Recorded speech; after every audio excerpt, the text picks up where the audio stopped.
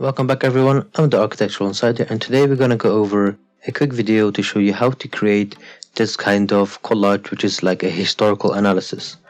Now one of the first things I did was to go on Pinterest because it's an amazing website to show loads of ideas. So I just looked around and searched for abstract collage historical diagrams just to see what I like. So you can see the kind of things that I'm looking for, which is like a black and white collage type that really shows like a historical timeline, something like a bit abstract.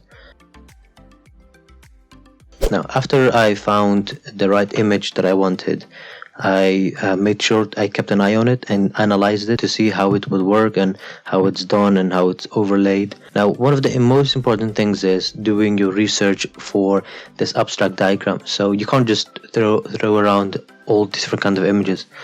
So since I'm doing a timeline, it's about creating the timeline from the beginning until the current. So what I did was I spent maybe a day or two just finding loads and loads of research, any historical images, any news. Now after finding all of them, I made sure that I dated all of them just so that it'll be clear for me and I know how to use them, and so that it just doesn't get confusing towards the end. So one of the first things I did is I created an actual line, and I just used the U tool and then made sure that I changed the stroke to make it dotted, which you can do right at the top. Then what I'm going to do is create a few circles which will have these dates, and it will say like the year of that time and of that place. I just duplicated them. Now I made sure that the gap represents the time. Obviously it won't be very accurate, but I'll be the best as I can make it to be. And then I'm just using a small font. The font, it could be anything you want really, but something not too bold so that it doesn't detract from the actual image. Now I've made it white so that you still have this black and white theme going across. Just to move it around just to make sure that it's in the middle. So what I did is I just dragged and dropped all of the images of that time into the folder.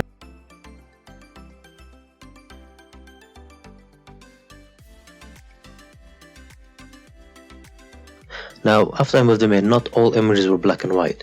So one of the things that I should have done at the beginning was to go to image, mode, and then grayscale. And you have to make sure that you click don't flatten, because it just keeps everything as layers, otherwise it will just flatten it as a one image, which is not what you want. So after that, any image I put into this document will be black and white, which is really good. Now what I did is I just used the polygonal lasso tool, which you can use by you clicking U, and then I just went and traced around the areas that I didn't want. To make sure that I keep the quality of the original image, I used the tool at the bottom right, which is a clipping mask. This just ensures that even if I ever need to go back and change anything or add more or do whatever or keep the original, that it will work. So this is like a bit of the history of the side, which is like a big rock, like a big stone, which was used by a giant, like some kind of a story. So what I'm going to do is I'm just going to add a few different images of the timeline, and after each part I will give you an explanation of what I've done and why and how it works together, because it's a bit confusing sometimes when you just see me adding loads of images.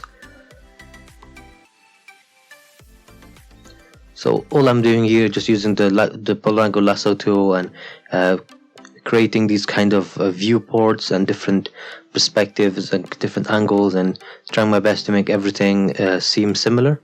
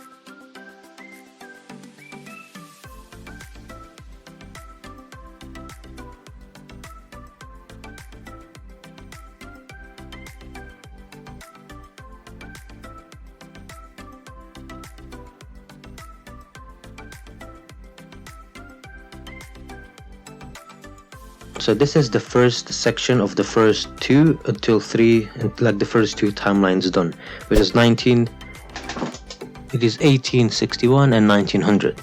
So what I try to mimic is that there's a road in the middle, and then you've got the train and the car coming from it. Now next to this road you've got the actual car manufacturer, so it looks like, you know, the car came from its manufacturer place. And the big sheds at the back, it looks like that's where the train came from.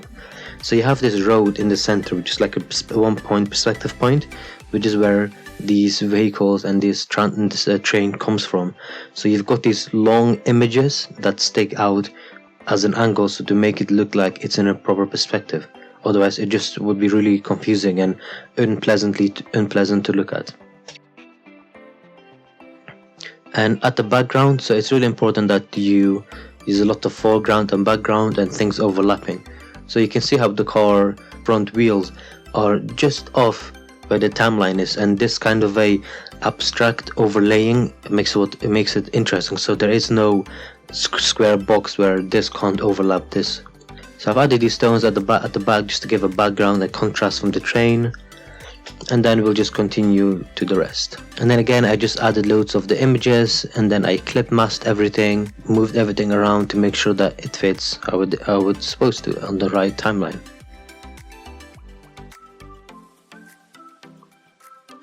So again, I'm just making some images that I think are more important, more dominant than others. So again here, so the background before was a bit empty and it was very squashed together. So I added the image of the buildings behind it, because I think that this type of architecture should be the background, and then any important key features such as the train, the car, the memorial of the people that went to war. These are key features of the historical diagram, which is why they're at the front, and the architecture is at the back, which is still visible. I haven't like squashed everything together. I've still kept it open so you can see the architectural style, which is what we're after. So you can see how this thing is really abstract, that you've got the people that like nearly vertical, which are aligned up to the memorial, just to show that these people are part of the memorial. So you try your best to make things together or overlay right in front of each other that relate to each other, such as the car and the manufacturer and the people that went to war, the photograph and the memorial. Now the next thing I did is I found this little path of a hill that was close to the side, so I just wanted to add a bit of a floor just to make it look a bit more realistic, that there is a floor next to the buildings to show the old road and the new buildings. So you have this contrast. So then I added another horse and carriage, which was one of the main transportations at this time, and I just used the polygonal lasso tool again. This took me really long to do. Imagine having to go around all of their heads. It took a really long time.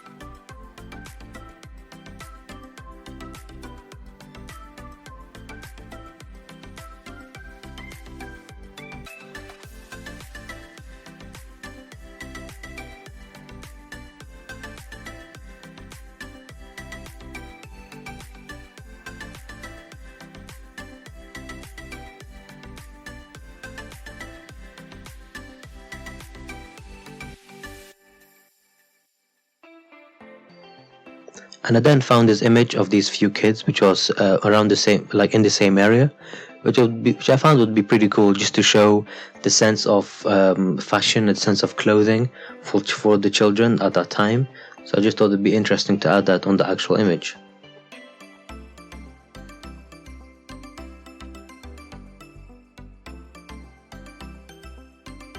I added them in front of the memorial because they were like hanging around a corner, so I just thought it'd be more suitable to add them there. So after adding this, I just added the text, you know, not too much information, but just a few lines, maybe 5-6 lines, that just what happened in that time and the key features, you know, so that it also helps you to talk about it and so that the image talks for itself and you don't need to be there. Now we're doing a bit of a before and after of some things that I changed, which I got some feedback from a friend. So on the before image we had multiple perspective angles, because you can see how the train is going towards the left diagonal and the car and the horse carriage are going to other diagonal, and it was a bit more confusing, and it looked like they're going to different places even though they have this concept of moving forward to the future.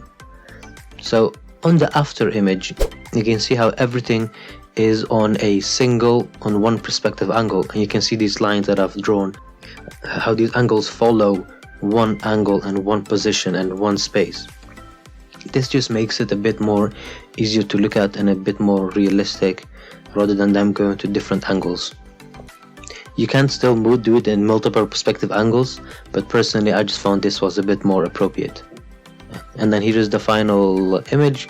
You can see how I've on the left that it's cut right to the edge, but on the right is a bit more open, and so you can be really creative with these type of images and do really abstract and crazy stuff. Thank you very much for watching. Don't forget to like, comment, share and subscribe, and I'll see you next time.